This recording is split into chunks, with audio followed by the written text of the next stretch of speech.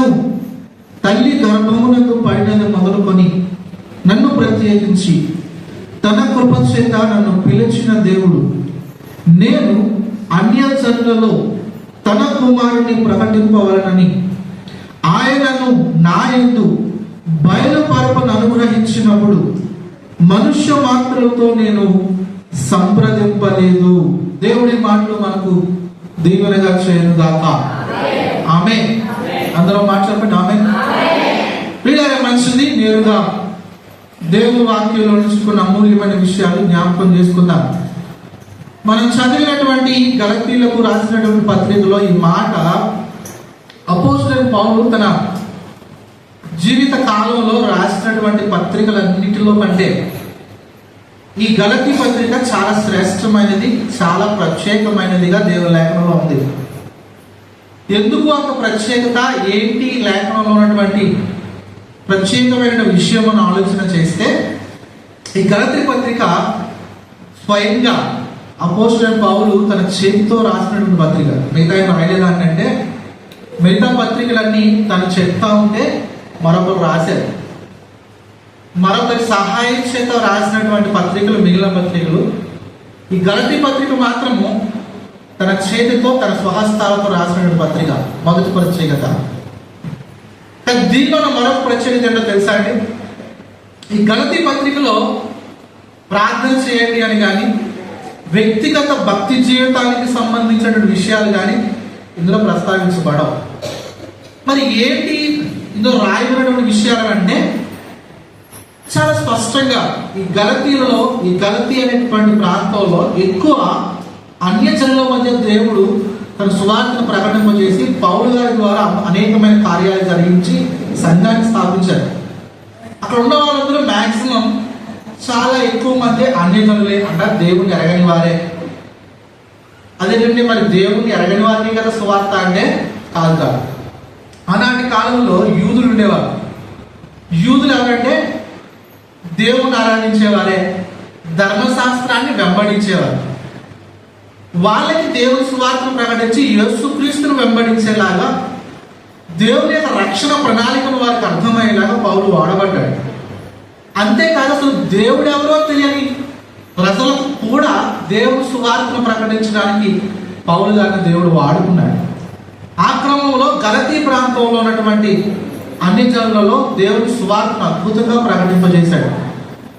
అలా ప్రకటన చేస్తూ దేవుని సువార్తను అద్భుతంగా విని నేర్చుకొని వారు వెంబడిస్తూ దేవుని పరిచర్యలో ఉన్న కాలంలో పౌలు గారు కొద్ది కాలం వారి దగ్గర నుంచి బయటికి వెళ్ళిపోయిన తర్వాత, అనగా సువార్తను ప్రకటించిన తర్వాత మరి ఒక ప్రాంతానికి ఖచ్చితంగా సువార్తను వెళ్ళాలి కదా.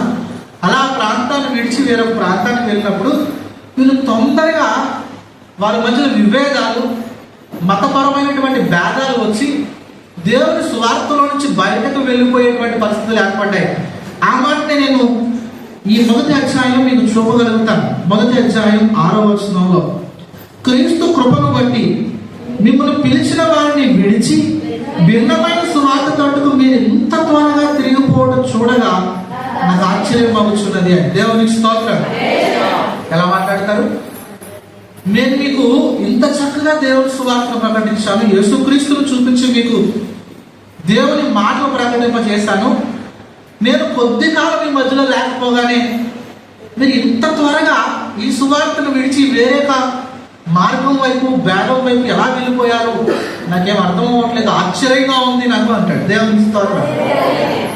అలా చెప్తూ గలతీలో ఉన్నటువంటి దేవుని బిడ్డలలో ఉన్నటువంటి భేదాలు తొలగించడానికి, నిజమైనటువంటి సువార్త ఏదో, నిజమైనటువంటి మార్గం ఏదో, దేవుని యొక్క రక్షణ ప్రణాళిక ఏంటో, వారిలో ఉన్నటువంటి అనుమానాలను, వారిలో ఉన్నటువంటి భేదాలను తొలగిస్తూ తన సాక్ష్యాన్ని చెప్తూ తన యొక్క దేవుని యొక్క పిలుపును వారి మధ్య రూఢీపరుస్తూ అద్భుతంగా వారిని కుదురుపరిచినటువంటి సువార్త లేక ఈ పత్రిక. దేవుని స్తోత్రం.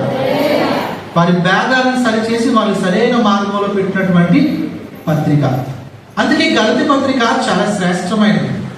ఇది స్వాతంత్ర్యమును గురించి ఎక్కువగా ప్రకటన చేస్తుంది. దేవుడు మనకి ఇచ్చినటువంటి స్వేచ్ఛ ఎంత గొప్పదో అది ఎలా పొందుకోగలుగుతామో ఈ సువార్తలో మనం అద్భుతంగా చూడొచ్చు. అయితే ఈ విషయాలన్నీ చెప్పడం నా ఉద్దేశం కాదు, కానీ పౌలు గారి మొదటి అధ్యాయం 15-16 వచనాల్లో తన సాక్ష్యాన్ని చెప్తూ ఆయన పలికిన ఒక మాట చాలా అద్భుతంగా ఉంటుంది. అది ఈరోజు మీ ముందు నేను ప్రస్తావించాలని ఆశపడుతున్నాను.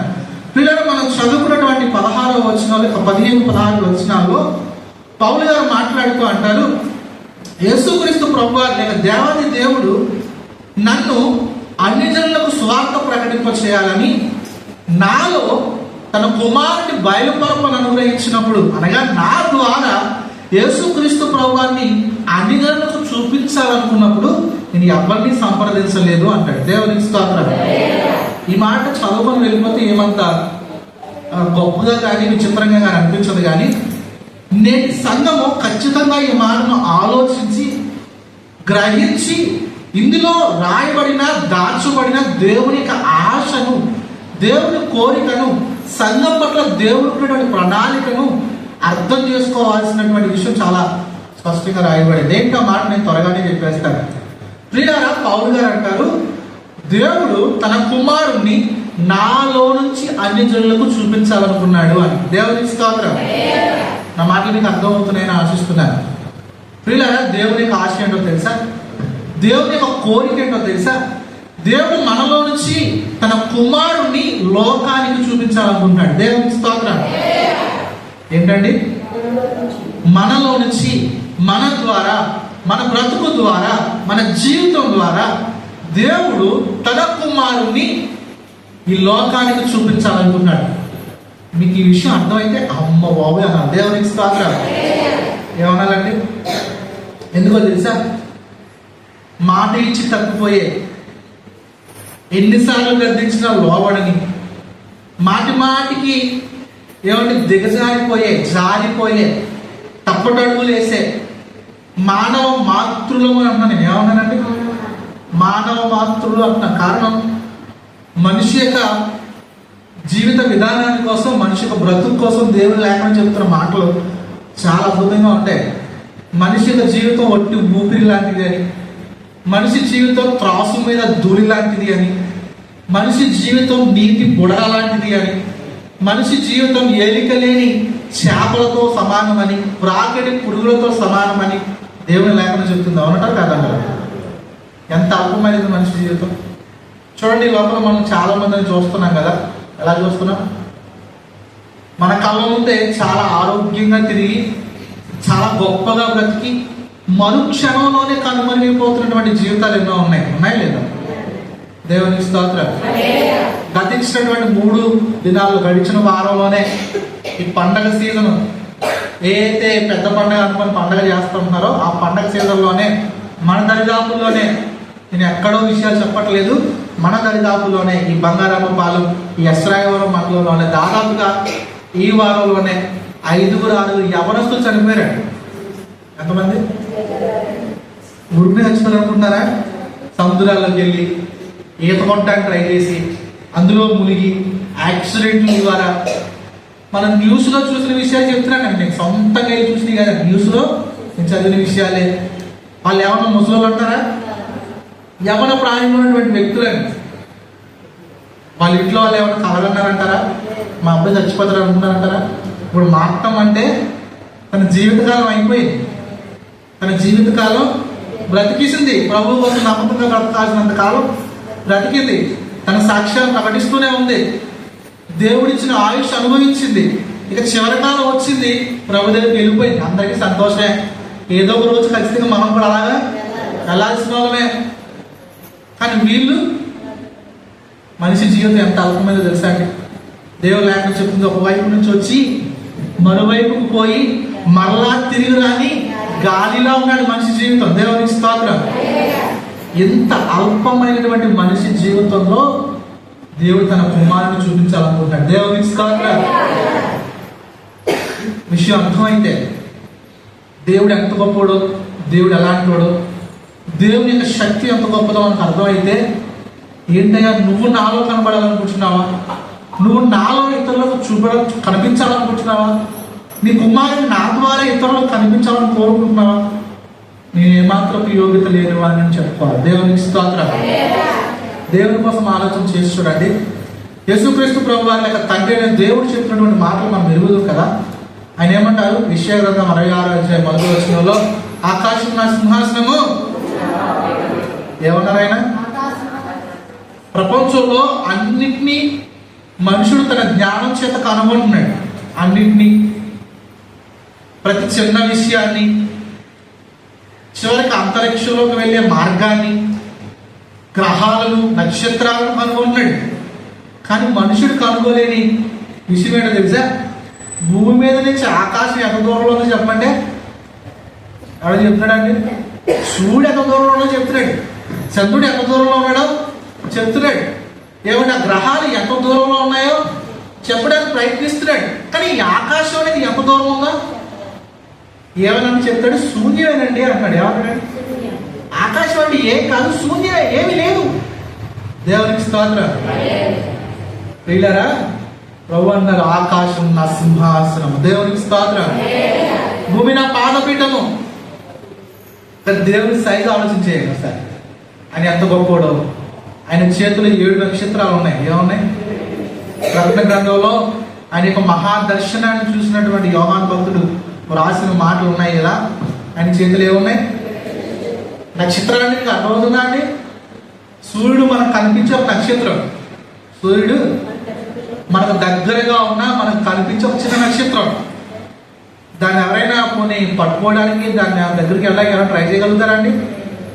ట్రై అక్కర్లేదు. మధ్యాహ్నం 12 గంటలకి దాన్ని కాసి తిన్నంగా చూస్తే చాలు. ఇక మళ్ళీ దేనిని చూడాల్సిన అవసరం లేదు. దేవునికి స్తోత్రం. లేలుయా.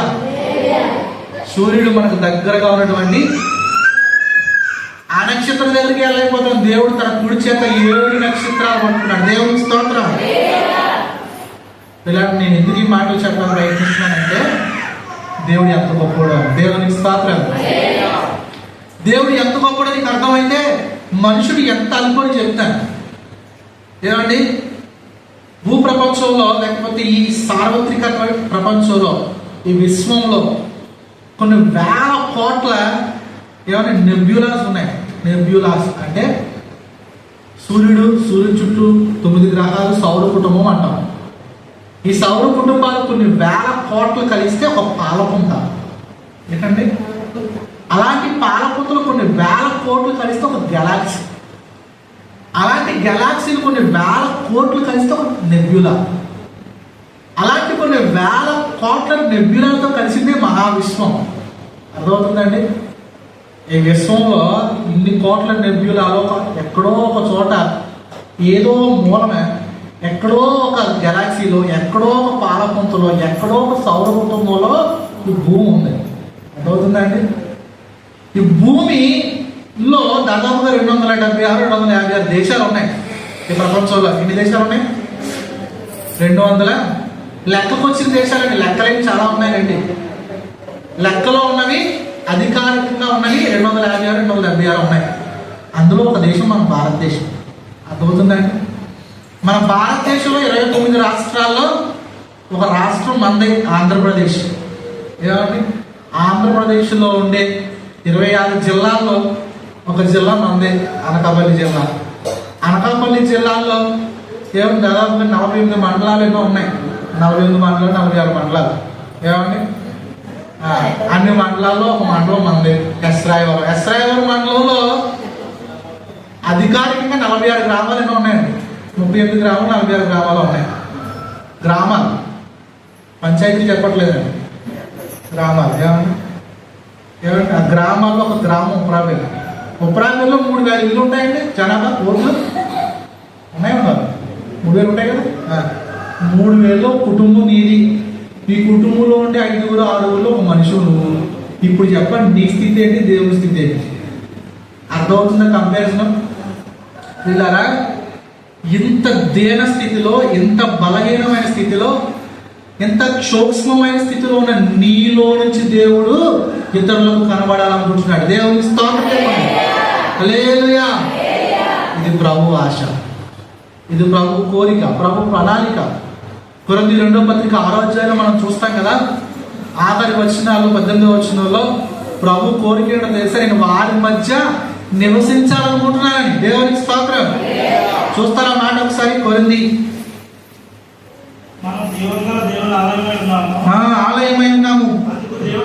అందుకు దేవుడు ఇలా సెలవిచ్చుచున్నాడు, నేను వారిలో నివసించి సంచరితును. చాలండి, ప్రభు కోరిక ఏంటి మనకు అర్థమైంది కదా. ప్రభు కోరిక ఏంటి? నేను వారిలో ఉండాలనుకుంటున్నాను. దేవునికి స్తోత్రం. వీళ్ళ భక్తి విధానం, మనం చేసేటువంటి ఈ కొద్దిపాటి భక్తి దేవునికో తెలుసా? మన బ్రతుకులో ప్రభువుని ఇతరులకు చూపించడం కోసం చేయాలి. దేవునికి స్తోత్రం. చాలా మంది చాలా రకాలుగా భక్తి చేస్తూ ఉంటారు. ఇతరుల కోసం నేను మాట్లాడట్లేదు, దేవుని బిడ్డల కోసం మాత్రమే మాట్లాడుతాను.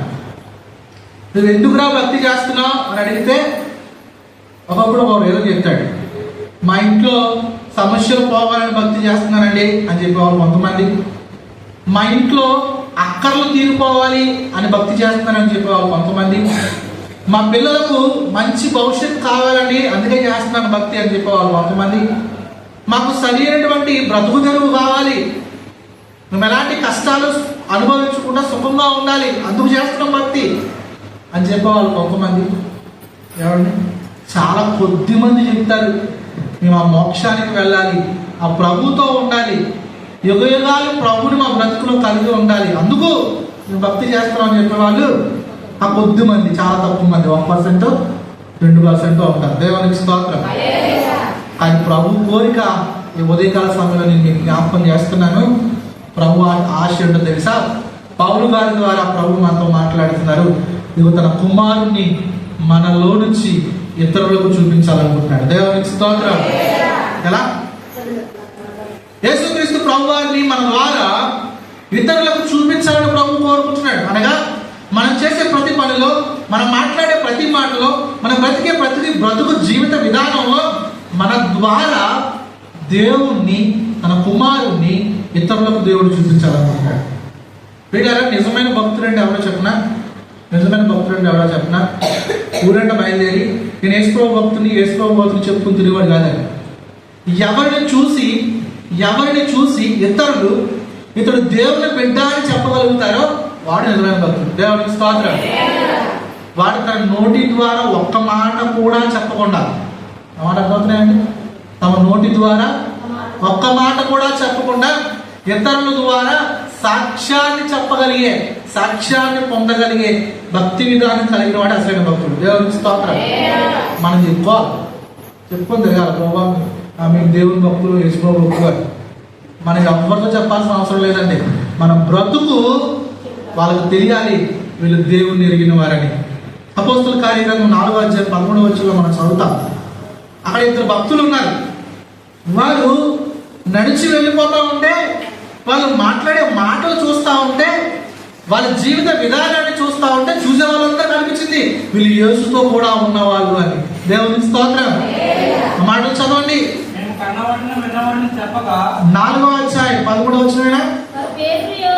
వారు పేతురు యోహానులను చూచి, పేతురు యోహానుల ధైర్యమును చూసినప్పుడు వారు విద్యలేని పాపరులను గ్రహించి ఆశ్చర్యపడి ఏమని గుర్తెరిగారండి? వారు యేసుతో కూడా ఉండిన వారు. దేవుని స్తోత్రం.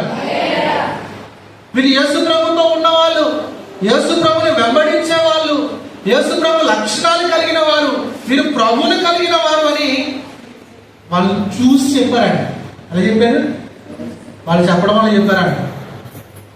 వాళ్ళు చూడగానే వీళ్ళకి అర్థమైపోయింది యేసు ప్రభులోని ధైర్యము, యేసు ప్రభులోని తెగువ, యేసు ప్రభులోని గొప్ప లక్షణాలని వీళ్ళలో కూడా కనబడుతున్నాయి. వీళ్ళు యేసుతో కూడా ఉన్నవాళ్ళు. దేవుని స్తోత్రం. నిన్ను చూసి చెప్పగలుగుతారు ఎవరైనా?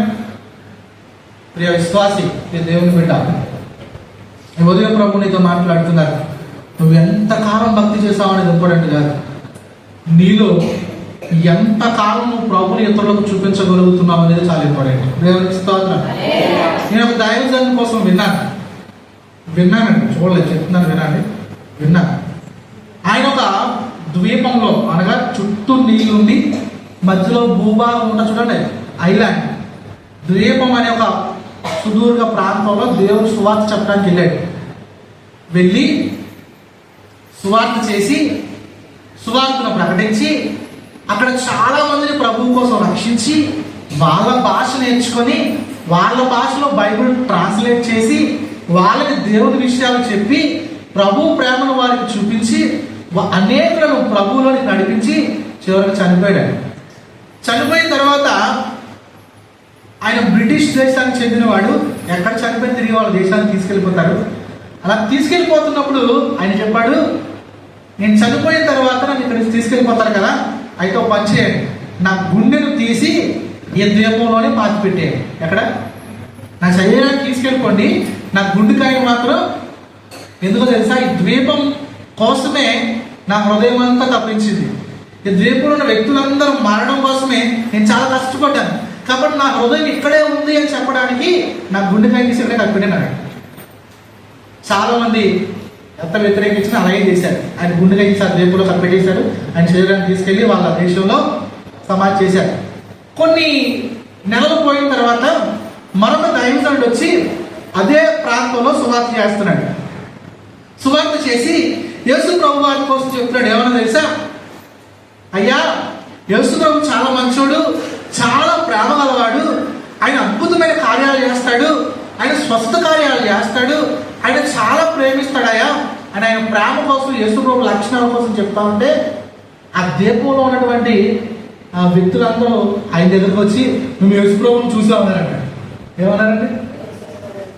నువ్వు యేసు ప్రభువుని చూసావండి. ఏంటి యేసు ప్రభువుని చూసారా? ఎప్పుడు? ఎలా? లేదు లేదు, ఆయన ముందు మా దగ్గరకు వచ్చాడు, మాతోనే చాలా కాలం ఉన్నాడు, మా మధ్యనే పడుకున్నారు, మాకు చాలా గొప్ప కార్యాలు చేశాడు, ఇదిగో ఆయన గుండెకాయ మా దగ్గరే ఉన్నాయి కదా. దేవునికి స్తోత్రం. ఏమని చెప్తున్నారండి? ఆయన గుండెకాయ మా దగ్గరే ఉంది, ఆయనకు అర్థం కాలం ఏమైందని. సరే అని చెప్పి వెళ్ళి చూస్తే అక్కడ ఒక సమాధి ఉంది. ఆ సమాధి మీద ఆ దైవజనుడి పేరు రాసిన. దేవునికి స్తోత్రం. ఏమర్థమైందండి మీకు? ఆ ద్వీపంలో ఉన్నటువంటి జనులు ఆ ముందుగా వచ్చిన దైవజనుల్లో ఎవరిని చూశారు? యేసు ప్రభువుని చూశారండి. దేవునికి స్తోత్రం. వాళ్ళకి దైవజనుడు కనిపించలే. ఆ దైవజనుడి బ్రతుకులో యేసుక్రీస్తు ప్రభు వారు కనిపించారు. అందుకే మరొకరు వచ్చి యేసు ప్రభు కోసం చెప్తా ఉంటే మేము ఆ యేసు ప్రభుని చూసామంటున్నారు. మీకు అర్థమవుతుందా? ఎంతమంది ఈరోజు నిన్ను చూసిన వాళ్ళు ఆ దేవుని చూస్తున్నాం అని అనగలుగుతున్నారు? నిన్ను చూసిన వాళ్ళు ఆ ప్రభువుని మేము చూడగలుగుతున్నాం అనగలుగుతున్నారు? నిన్ను చూసిన వాళ్ళు యేసు ప్రభు లక్షణాలు నాకు అర్థమవుతున్నాయి నిన్ను చూడగానే అని చెప్పగలుగుతున్నారు? ఇలా ఇలా చెప్పలేని కారణం అంతా మనం ఇంకా అజ్ఞానంలోనూ చీకటిలోనూ ఉన్నామనే అర్థం. ప్రభు కోసం నమ్మకంగా బ్రతకలేకపోతున్నామనే అర్థం. ప్రభు కోసం సరిగ్గా సిద్ధపడలేకపోతున్నామనే అర్థం. ఆయన రాజ్యానికి సరిగ్గా వెళ్ళలేకపోతున్నామనే అర్థం. వీళ్ళరా, నేను ఉదయకాల సమయంలో ఒక మంచి తీర్మానం చేసుకోవడానికి ఇది చాలా చక్కని సమయం అండి. ఈ ఉదయం ప్రభు నీతో మాట్లాడుతున్నారు. నీ ద్వారా తన కుమారుని ఇతరులకు చూపించాలనుకుంటున్నాడు. దేవునికి స్తోత్రం. అయితే ఏం చేయాలి పాస్టర్ గారు? దేవుని మా ద్వారా ఇతరులకు మేము చూపించగలగాలంటే మేము ఏం చేయాలి? నేను త్వరగా కొన్ని మాటలు చెప్పేస్తాను. నీ ద్వారా యేసుక్రీస్తు ప్రభువారిని ఇతరులకు చూపించాలంటే దేవుని లేఖలో ఒక మాట ఉంది. ఏదో తెలుసా అండి? మనం చేసే క్రియలు కానివ్వండి, మనం మాట్లాడే మాటలు కానివ్వండి ఎలా వస్తాయి తెలుసా? మీకు ఈ మాట గుర్తొచ్చేస్తుంది. హృదయం నిండిన దానిని బట్టే చెప్పాలి అందరూ. హృదయం నిండిన దానిని బట్టే నోరు మాట్లాడుతుంది. హృదయంలో ఉండే తలంపులను బట్టే, హృదయంలో ఉండే అలవాట్లను బట్టే, హృదయంలో ఉండేటువంటి విషయాలను బట్టి మన చేతలు కూడా ఉంటాయి. అవునా కదా? హృదయం నిండా చెడ్డదలుపులే ఉన్నాయండి, బూతులే ఉన్నాయి, చెడ్డ కార్యాలే ఉన్నాయి, అసహ్యమైన స్థితి మన బ్రతుకులో మన హృదయంలో ఉన్నాయి. మన చేసే పనులు ఎలా ఉంటాయి? అలాగే ఉంటాయి. మనం మాట్లాడే మాటలన్నీ అలాగే ఉంటాయి. అవే మంచి విషయాలు, మంచి సంగతి మన బ్రతుకులో ఉంటే మనం మాట్లాడే మాటలు మంచిగానే ఉంటాయి. నేను దాన్ని స్టోరేజ్ అంటాను. ఏమంటాను? మీ అందరికీ కంప్యూటర్ తెలుసు కదా? ఏం తెలుసు? మొబైల్ ఫోన్స్ తెలుసా తెలీదా? అందరికీ తెలుసు కదండి మొబైల్ ఫోన్స్. ఇప్పుడు ప్రతి ఒక్కరి చేతిలో ఉంటున్నాయి కదా శాటిలైట్. చిన్న చిన్నవి సరిపోవట్లేదు. చెప్పేది కావాలి. ఎవరి దగ్గర పెద్దది ఉంటే ఆడు ఒక్కడు. దేవునికి స్తోత్రం కదండి. మంచిదే, టెక్నాలజీని డెవలప్ చేసుకోండి, మంచి కోసం వాడండి, తప్పులేదు. మొబైల్ ఫోన్లో ఏదైనా ఒక విషయం మనకు చూపించాలంటే స్క్రీన్ మీద అందులో ఉండే స్టోరేజ్ని బట్టే, అవునా కదా? నువ్వు అందులో ఏం దాచుకుంటావో అవే మొబైల్ ఫోన్ స్క్రీన్ మీద మనకి కనబడతాయి. ఇంకా బాగా చెప్తారు కంప్యూటర్. కంప్యూటర్ అంతమంది తెలుసు, పిల్లలందరికీ తెలుసు కదా. ఒక డబ్బా లాంటి టీవీ లాంటి డబ్బా ఉంటుంది, పక్కనేమో ఒక డబ్బా ఉంటుంది, ముందునేమో కీబోర్డ్ ఉంటుంది. అది తెలుసు కదా మా మీ అంత తెలుసు. దేవునికి స్తోత్రం. కంప్యూటర్ తెలియని జనరేషన్ ఈ కాలం కాదండి, చిన్న పిల్లలు కూడా తెలుసు కంప్యూటర్. దేవునికి స్తోత్రం. కంప్యూటర్ స్క్రీన్ మీద మనం దేన్నైనా చూడాలంటే, ఏ ఫైల్ అయినా ఓపెన్ చేయాలంటే ముందు స్టోరేజ్లో ఉండాలి. హెచ్డిడి అనే స్టోరేజ్లో, హార్డ్ డిస్క్ డ్రైవ్లో ఖచ్చితంగా మనం దాచుకోవాల్సిన విషయాలన్నీ ముందు దాచుకుంటే అప్పుడు స్క్రీన్ మీద అవన్నీ కనబడతాయి. ఏమి లేకుండా స్క్రీన్ మీద ఏం చెప్తాం? దేవునికి స్తోత్రం. బ్లూ కలర్లో తెల్లని కాంతి ఒకటి వస్తుంది, గే రాదు. అందులో ఏదన్నా ఉంటే ఇప్పుడు మనం అందరం కూడా అలాగే ఉన్నాం, తెల్లని కాంతిలాగా, నల్లని కాంతిలాగా. ఏమి లేదు లోపల డొల్లే. దేవునికి స్తోత్రం. ఏమండి, ఏదో పద్యం ఉందండి, మేడి పండు చూడ, చెప్పండి పిల్లలు చెప్తారు, మేడి పండు చూడ మేలుమయుడును, పొట్టలు ఎక్కువ చూడ పురుగులుండు. ఏది అవుతుంది? విశ్వదాయ మధ్యలో ఏమిస్తారా? పిరికి వారి మదిని బింకమేలాగురా విశ్వధారిరామ. బయటికి చూడడానికి చాలా ఆడంబరంగా ఉంటారండి, గొప్పగా ఉంటారు. పొట్టికి చూస్తే ఏముండదు. పిరిగోడు చూడండి, బయటికి అంటాడు, పుట్టేస్తారంటాడు, చేయెత్తాడు, యాక్టివ్గా దెబ్బడి సరిగి సైడ్ పోతాడు. దేవునికి దాకా లేదయ్యా, మనం అలాగే ఉన్నాం. బయటికి మహాభక్తులం, ప్రార్థనా పరులం, ప్రార్థనా వీరులం, ప్రార్థనా యోధులు, ఉపవాస వీరులు. మన పేర్లు అయ్యి గట్టిగా శ్రమ రాగానే దేవుడు నాకు ఏం చేశాడయ్యా, ఏం చేయలేదయ్యా. దేవునికి స్తోత్రం. ప్రియులారా, మీలో నిజమైన స్టఫ్ ఉంటే, లోపల ఏదైనా మ్యాటర్ ఉంటే బయటికి అది కనపడుతుంది. దేవునికి స్తోత్రం. చూడండి, కొద్దిమంది ఉంటారు మందిరంలో, అన్ని రకాల మనుషులు ఉంటారు. కొద్దిమంది ఉంటారు, వాళ్ళు ఎలా ఉంటారు తెలుసా అండి? కష్టాల్లో బెదర్లు, శోధనలో బెదర్లు, శ్రమలు వస్తున్న బెదర్లు, అవమానాలు వస్తున్న బెదర్లు. జనాలు మన మీదకి మేము మందలా వచ్చేస్తున్నాయి, వీళ్ళు ఎక్కడ కదలరు. ఏరా అంటే వాళ్ళు చెప్తారు, మాకు మా దేవుడు ఉన్నాడండి. దేవునికి స్తోత్రం. వాళ్ళ లోపల చాలా స్ట్రాంగ్ పునాది ఉంది, వాళ్ళు కదలరు. ఏమండి, వాళ్ళ పునాది బండ మీద వేయబడింది. దేవునికి స్తోత్రం. ఇలా ఈరోజు నేను చెప్తున్నాను, నీ హృదయంలో ఉండే దానిని బట్టే నీ స్క్రీన్ కనబడుతుంది. నీ వ్యక్తిత్వంలోంచి ప్రభు కనిపించాలంటే నీ హృదయంలో ముందు వేసే ఉండాలా. దేవునికి స్తోత్రం. వీళ్ళని త్వరగా చెప్పేస్తున్నాను. ప్రభువుని మన హృదయంలో దాచుకోవడం ఎలా, ప్రభువుని మన హృదయంలో నింపుకోవడం ఎలా, చాలా సూటిగా కొన్ని మాటలు చెప్పేస్తున్నాను. మొట్టమొదటిది, దేవుడు నీలో ఉండాలంటే, నీ ద్వారా ఇతరులకు కనిపించాలంటే నువ్వు పరిశుద్ధతను కలిగి ఉండాలి. ఏముండాలండి? ఏముండాలి? ఈ పరిశుద్ధత కోసం బోర్డు ప్రసంగాలు విన్నాం, అవునా కదా? బోర్డు వారాలు దేవుడు వాక్యాన్ని విన్నాం, ఎన్నో సంగతులు నేర్చుకున్నాం, కానీ చెయ్యం. ఏం చెయ్యమండి? చెయ్యం. దేవునికి స్తోత్రం. ప్రియులారా, పరిశుద్ధతను సంపూర్తి చేసుకోవాలి. మనం చదువుకున్న కొరింథీ 2వ పత్రిక 6వ అధ్యాయంలో ప్రభు మీతో ఉంటానని చెప్తూనే 7వ అధ్యాయం 1వ వచనంలో ప్రభు మాట్లాడతారు, మీరు పరిశుద్ధతను సంపూర్తి చేసుకోవాలి. దేవునికి స్తోత్రం. చదువుతారా ఆ వాక్యాన్ని? కొరింథీ 2వ పత్రిక 7వ అధ్యాయము 1వ వచనం చదవండి. ప్రియులారా, మనకి వాగ్దానములు ఉన్నవి గనుక దేవుని భయముతో సంపూర్తి చేసుకోవచ్చు. ఏం చేయాలండి? పరిశుద్ధతను సంపూర్తి చేసుకోవచ్చు. శరీరానికి, ఆత్మకు కలిగిన సమస్త కల్మషం నుండి మనం పవిత్రులుగా చేసుకుందాం. దేవునికి స్తోత్రం. మొట్టమొదటి విషయం ఏంటో తెలుసా అండి? మనం పరిశుద్ధంగా ఉండాలి. ఎలా ఉండాలి? నువ్వు ఎంత పవిత్రంగా మారగలుగుతావో, ఎంత పరిశుద్ధంగా ఉండడానికి ప్రయత్నం చేస్తావో ఒక రోజు రాదండి, ఒక్క నెలలో రాదండి, ఒక గంటలో రాదండి, నువ్వు చేసుకుంటూనే ఉండాలి. దేవునికి స్తోత్రం. నిరంతర అభ్యాసం కావాలి. ఈరోజు 3 లక్షణాలు తీసేసుకోవాలి, రేపు కొన్ని, ఎల్లుండి కొన్ని, ప్రతి వారం కొన్ని దేవునికి ఇష్టమైన దూరపరుచుకుంటూ నువ్వు పరిశుద్ధంగా మార్చుకోవాలి. దేవునికి స్తోత్రం. ఒకనాటికి మనం ప్రభు దగ్గరికి వెళ్ళే నాటికి మనం పరిశుద్ధులుగా సంపూర్ణులుగా ఉండాలి. దేవునికి స్తోత్రం.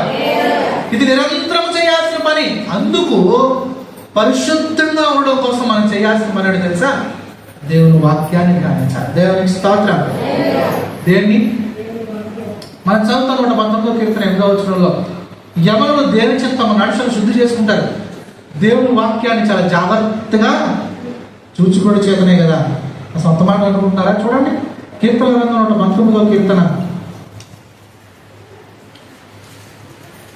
గ్రంథము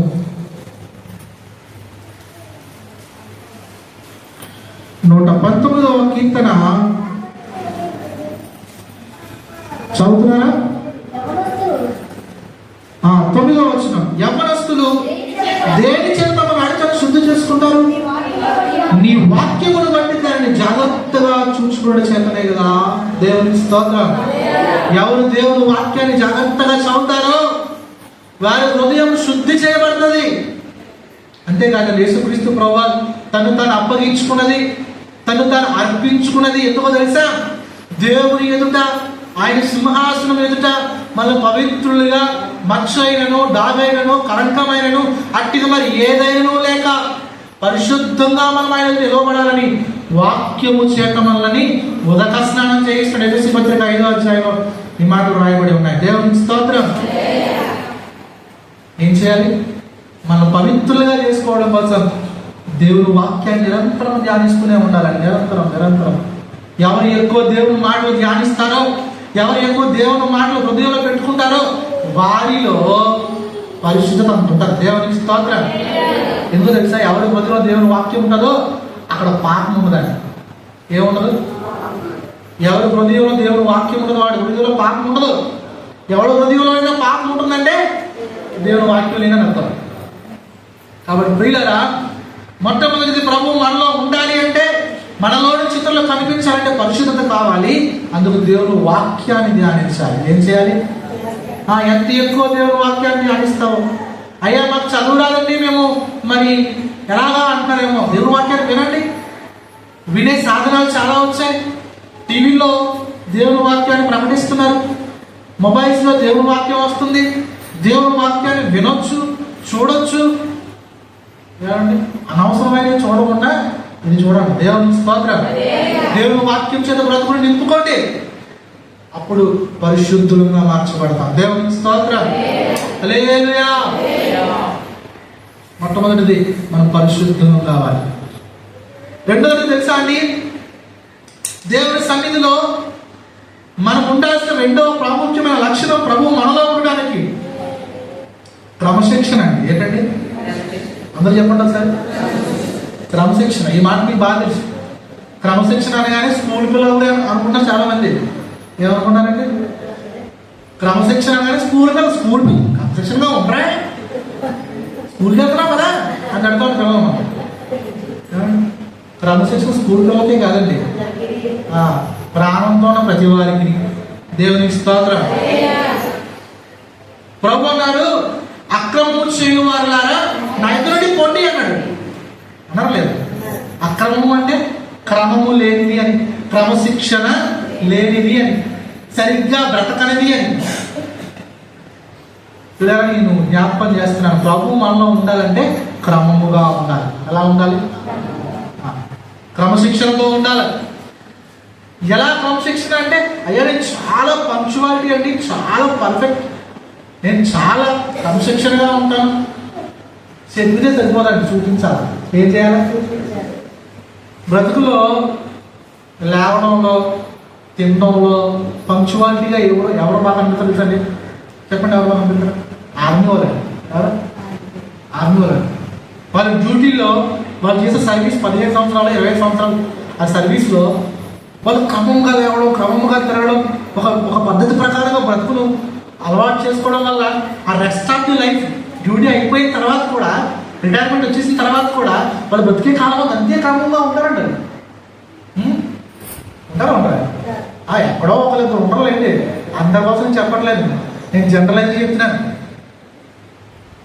ప్రతి జాతిలోనూ ఒకరిద్దరు ఉంటారు, వాళ్ళని వదిలేయాలి. జనరలైజ్గా ఆర్మీ వాళ్ళందరూ చాలా క్రమశిక్షణతో ఉంటారండి. నేను చాలా మంది చూసాను అలాగే. వీళ్ళని గుర్తుపెట్టుకోండి, భక్తులు అంతకంటే క్రమంగా ఉండాలి. ఎలా ఉండాలి?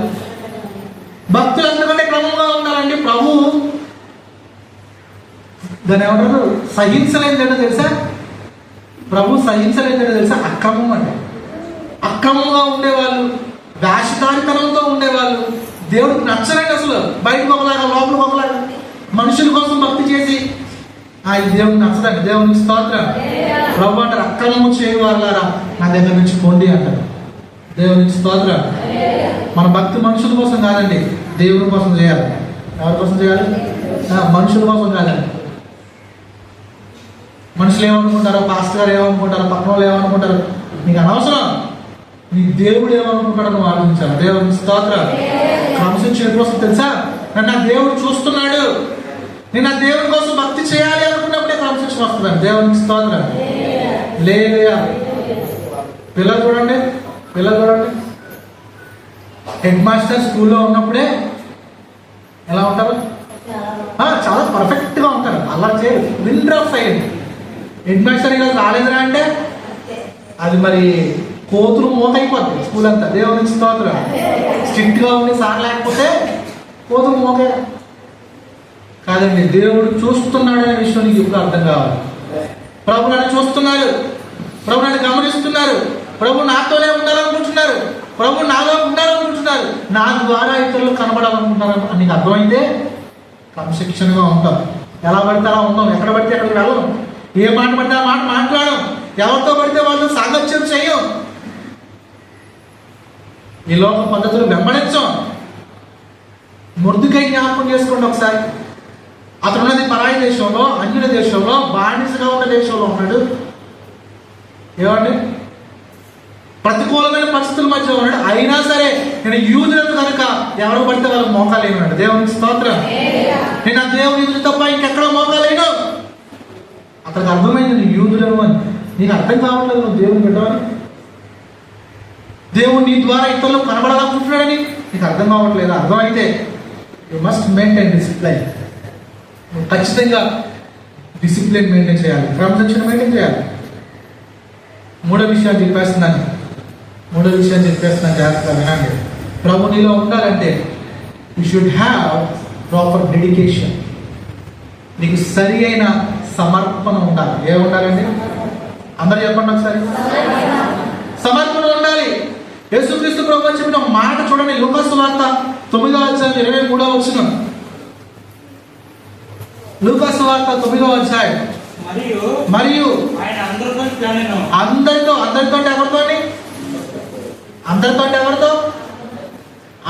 ఎవరితో? నాతో కూడా అని చెప్పాలి. ఎవరితో? ఎవరు చెప్పట్లేదు, నాకు సంబంధం అనుకుంటున్నాను. నేను విన్నాను ఈ మధ్యకాలంలో ఒక వ్యక్తి కోసం వాక్యం చెప్తుంటే అనుకుంటాడంటే ఇది నా కోసం కాదు, పక్క వాళ్ళ కోసమే. ఏమనుకుంటాడండి?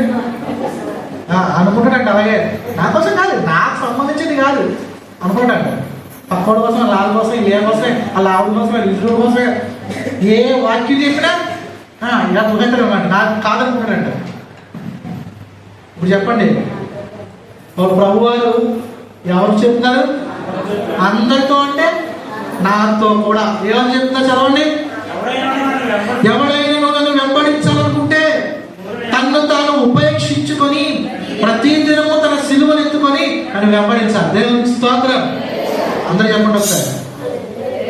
హల్లెలూయా. ఎలా? తను తాను ఉపేక్షించుకోవాలి, తను తాను తగ్గించుకోవాలి, సంపూర్ణ సమర్పణ కలిగి ఉండాలి, అప్పుడే వెంబడించాలి. హల్లెలూయా. మరో వ్యక్తిని అన్నారండి, మీకు తెలుసు తెలీదో, ఒక వ్యక్తి అన్నాడు, బాగా ఆస్తిపడని ఎవరు వచ్చాడు, ప్రభువాని పరలోక రాజ్యానికి రావాలంటే ఏం చేయాలి అన్నాడు. ప్రభు అన్నారు, ధర్మశాస్త్రంలో చాలా విలువైన ఆజ్ఞలు ఉన్నాయి కదా, అవన్నీ వెంబడించు అన్నాడు. అందుకే ఎవరు ఏమన్నా తెలుసా? అయ్యా నాకు చిన్నప్పటి నుంచి అవన్నీ చేస్తున్నాను అన్నాడు. ఏమన్నాడు? చిన్నప్పటి నుంచి అలా చేస్తున్నాడంటే ప్రభు ఏమన్నా తెలుసా? అవునా, ఆయనతో పని చేయి. నీకున్న ఆస్తిని అంతా అమ్మేసి బీదలకు ఇచ్చేసి అప్పుడు వచ్చి నేను వెంబడించు. దేవునికి స్తోత్రం. ఈ మాట మీకు అర్థమైనయా? నీకున్నదంతా అమ్మి బీదలకు ఇచ్చి అప్పుడు వచ్చి నడుపురా. ఇప్పుడు నేను మీకు చెప్తున్న మాటలు మీకు ఎలా అర్థమవుతుందో తెలియదు, కానీ మీ ఆస్తిని అమ్మేమని చెప్పట్లేదు. నేనేం చెప్తున్నానంటే ప్రభు కోసం సంపూర్ణ సమర్పణ ఉండాలి. ఏముండాలి? నాకు నా ప్రభు తర్వాత ఏదైనా, నా సమయము, నా బలము, నా ధనము, నా శ్రమ, నా కష్టము నా ప్రభు తర్వాతే ఎవరికైనా అని చెప్పగలిగే సమర్పణ ఎవరిలో ఉంటుందో వారిలో నుంచి ప్రభు ఇతరులకు కనిపిస్తాడండి. దేవునికి స్తోత్రం. పౌలు గారిని జ్ఞాపకం చేసుకోండి. ఒకప్పుడు దోషకుడే, హింసకుడే, నరహంతకుడే, మనుషులు చంపినోడే, మనుషులు పట్టి బంధించినోడే, చాలా హింస పెట్టినోడే యేసు ప్రభు పట్టుకున్న తర్వాత ఎలా మారిపడి తెలిసాడు. ప్రభు కోసం శ్రమ అనుభవించడానికి సైతం ఒక పెద్ద లిస్ట్ ఉందండి. రాళ్లతో కొట్టబడ్డాను, కొడలతో కొట్టబడ్డాను, బెత్తాలతో కొట్టబడ్డాను, ఓడపల్లిని నేను సముద్రంలో రాత్రింబగలు గడిపాను, నేను ఈడ్చివేయబడ్డాను వెలుపలికి, అన్ని జనుల చేత, సొంత జనుల చేత, నా వాళ్ళనుకున్న వాళ్ళ చేత ఎన్నో నిద్రలు పడ్డాను. ఎందుకంటే ప్రభు కోసం సంపూర్ణ, అతడు పరిపూర్ణ సమర్పణ కలిగి ఉన్నాడండి. దేవుని స్తోత్రం. అందుకే ప్రభు వారు పౌలు గారిలో నుంచి అన్ని జనులు కనిపించాలన్నాడు. మరి నీలో సమర్పణ ఉందా? నీ సమయం ఎక్కువ ఎవరితో కలుపుతున్నావు? నీ మాటలు ఎక్కువ ఎవరి కోసం ఉన్నాయి? నీ ధనం దేనికోసం ఎక్కువ ఖర్చు పెడుతున్నావు? ఇలా ఆలోచన చేయండి. ప్రభు వారు కోరుకుంటున్నారు మనలో నుంచి ఇతరులకు తన కుమారుని బయలుపరచాలని, నీ ద్వారా తన కుమారుని ఇతరులకు చూపించాలని ప్రభు ఆశపడుతున్నారు. అందుకు నువ్వు పరిశుద్ధతను మెయింటైన్ చేయగలవా? పరిశుద్ధతను సంపూర్తి చేసుకోగలవా? దేవుని కోసం డిసిప్లిన్, క్రమశిక్షణ కలిగి ఉండగలవా? సంపూర్ణ సమర్పణ నీలో ఉందా? నీకు అర్థమవుతుందా? పరిశుద్ధతను ఇంగ్లీష్లో హోలీనెస్ అంటారు. డిసిప్లిన్ డి వస్తుంది ముందు. అక్కడ dedication D, HDD. Hard disk drive, నీ స్టోరేజ్ వీటితో నింపబడితేనే నీ స్క్రీన్లో చేసుకుంటూ కనబడతాడు. దేవునికి స్తోత్రం. నీ హార్డ్ డిస్క్ డ్రైవ్ పరిశుద్ధతతోనూ, క్రమశిక్షణతోనూ, సమర్పణతోనూ నింపబడితేనే నీలో నుంచి యేసుక్రీస్తు ప్రభువారి ఇతరులకు కనబడతాడు. అది లేకుండా నేను చాలా భక్తుని, పెద్ద భక్తుని, చాలా పెద్ద భక్తుని అంటే, నేను ఎక్కడో విన్నాను దైవజనులు ఒక మాట చెప్పారు. ఏమన్నా తెలుసా? ఒక పాస్టర్ గారిని చూసి ఇంకో పాస్టర్ గారు ఎవరు అన్నారంట, అచ్చం మహేష్ బాబులో ఉన్నారు. ఎలా ఎక్కడో, అదంతా చెప్పిన నా ఉద్దేశం కాదు. ఆ పాస్టర్ గారికి ఆ వ్యక్తులు ఎవరు కనబడారండి? దేవునికి స్తోత్రం. మరి నీలో ఇతరులకి ఎవరు కనిపిస్తున్నారు? అచ్చ హీరోయిన్లో ఉంది అమ్మాయి అంటున్నారా? అచ్చ హీరోలో ఉంది అబ్బాయి అంటున్నారా? అచ్చం అలాగే అంటున్నారా? అలాంటి చచ్చినట్టే. ప్రభు నీలో ఉంటే నీలో నుంచి దేవుడే కనిపించాలి. దేవునికి స్తోత్రం. అమ్మ మీరు దేవుని బిడ్డ, అమ్మ మీరు ప్రభుని ఎదిరించిన వారా? మీరు దేవునితో ఉన్న వాళ్ళ? మీరు యేసుప్రభు బిడ్డలే కదా? మీరు యేసుప్రభుని నమ్ముకున్న వాళ్ళే కదా అని అడుగుతున్నారు. నువ్వు బ్రతికినట్టే. దేవునికి స్తోత్రం. జాగ్రత్త సుమ. ఈరోజు ఒక మంచి తీర్మానం చేసుకుందాం. ప్రభు వాళ్ళలో ప్రవేశించబోయే ముందు, ప్రభు శరీరాన్ని, రక్తాన్ని స్వీకరించబోయే ముందు ప్రభు నీలో ఇతరులకు కనబడుతున్నాడా? ప్రభు ఎంత ఆశగా అడుగుతున్నారో తెలుసా?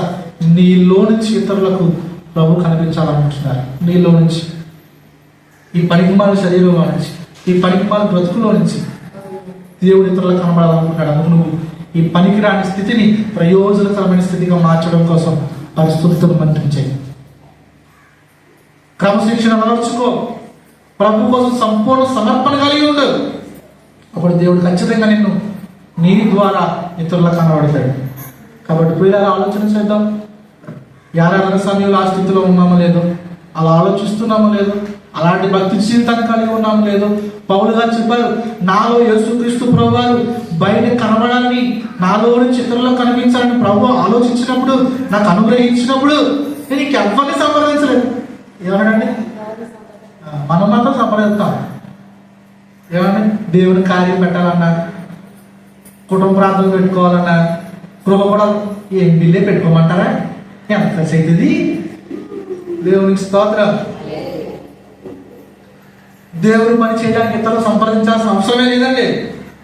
నీకు మనసులో దేవుడు ప్రేరణ ఇచ్చాడా, చేసాడమే. దేవునికి స్తోత్రం. నువ్వు చేసేది అన్యకార్యం కాదు, నువ్వు చేసేది తప్పు కాదు, నువ్వు చేసేది ప్రభు కార్యం. ప్రభు కోసం ధైర్యంగా చేసాడమే. దేవునికి స్తోత్రం. ప్రియులారా, పౌలు గారిని ఎవరిని సంప్రదించలేదు, నా ద్వారా ప్రభుని ఇతరులకు చూపిస్తున్నాను చెప్పేసాడు. నా మాట ఆఖరికి, నేను క్రీస్తును పోలి నడుచుకునే ప్రకారము మీరు నన్ను పోలి నడుచుకోరండి. ఈ మాట ఎవరు చెప్పగలిగారండి? ఈరోజు ప్రభు ఆశపడతారు ఆ మాట ప్రతి ఒక్కరూ చెప్పాలండి. నేను నా క్రీస్తును, నా దేవుని పోలి నడుచుకుంటున్నాను, నా ద్వారా ఇతరులకు ప్రభుని చూపిస్తున్నాను, మీరు కూడా నాలాగా బ్రతకండి అని చెప్పగలమా? ఆ స్థాయి ప్రభువుని అందరికీ మనం గ్రహించాలని నేను ఆశపడుతున్నాను. మీరు ఆశపడితే ఒక చిన్న మాట ప్రార్థన చేసుకోండి, ఒక మంచి తీర్మానం చేసుకోండి. ప్రభు, నేను పరిశుద్ధతను మెయింటైన్ చేయాలి, నీ వాక్యాన్ని ధ్యానించాలి, నా బ్రతుకులో పాపానికి దూరంగా, నా మాటలో, ప్రవర్తనలో, బ్రతుకులో పరిశుద్ధతను కలిగి, క్రమశిక్షణ కలిగి, సంపూర్ణ సమర్పణతో నీ పాద సన్నిధిలో ఉండాలి. నిన్ను నా బ్రతుకులో కలిగి నిన్ను వెంబడించి ఇతరులకు నిన్ను చూపగలగాలయ్యా. ఆ స్థితి మాకు దయచేయండి అని ప్రార్థన చేద్దాం. ఒక మంచి తీర్మానం చేసుకోవాలి. అందరూ మీరు వాళ్ళందరూ వెంటనే మోకరించి ఒక మంచి తీర్మానం చేసుకోవాలి. This is right time to take a right decision to change our life. మన బ్రతుకును మార్చుకోవడానికి, మన బ్రతుకు ద్వారా యేసుక్రీస్తు ఇతరులకు చూపించడానికి ఇది మిక్కిలి అనుకూల సమయం. మంచి తీర్మానం చేసుకోవడానికి ప్రార్థన చేసుకుందాం, ప్రాధాన్యపడదాం, ప్రభు పాదాలకు అప్పగించుకుందాం. మహాపరిశుద్ధుడు అయిన పరమ తండ్రి, నీకు వందనాలు, స్తోత్రాలు చెల్లిస్తా ఉన్నామయ్యా. ఇదిగో మరి ఈ ఉదయకాల సమయం మరొకసారి నీ లేఖనాల ద్వారా మాతో మాట్లాడాలి. ఎంత మంచి దేవుడు అయ్యా. పనికిరాని, ఎందుకు పనికిరాని, ఎవరికి ఉపయోగం లేని మా బ్రతుకులను నీవు ప్రయోజనకరమైన దానిగా మార్చాలనుకుంటున్నావు. నువ్వు మాతో ఉండాలనుకుంటున్నావు, మాలో ఉండాలనుకుంటున్నావు. మా ద్వారా ఇతరులకు ప్రభువాన్ని నీవు ప్రత్యక్షపరచుకోవాలని ఆశపడుతున్నావు. మా తండ్రి, ఆ స్థితి మాకు దయచేయండి అయ్యా. అందుకు మా హృదయంలో నిన్ను నింపుకొని పరిశుద్ధతను కలిగి, క్రమశిక్షణ కలిగి, సంపూర్ణ సమర్పణతో నీ వాక్యం చేత మా బ్రతుకులు సరి చేసుకొని నిన్ను ఇతరులకు చూపగలిగే స్థితి ప్రతి వారికి దయచేయండి. ఎంతమంది ఈరోజు ఈ మాటలు విన్నారో, ఎంతమంది హృదయాల్లో అలాంటి తలంపు కలిగి ఉన్నారో, వారి బ్రతుకులను మేలుకరమైన దానిగా చేయండి. మేలు చేత నింపమని యేసు ప్రభు వారి చేత వారి పేరిట ప్రార్థన చేసి వేడుకుంటున్నాము తండ్రి. ఆమేన్.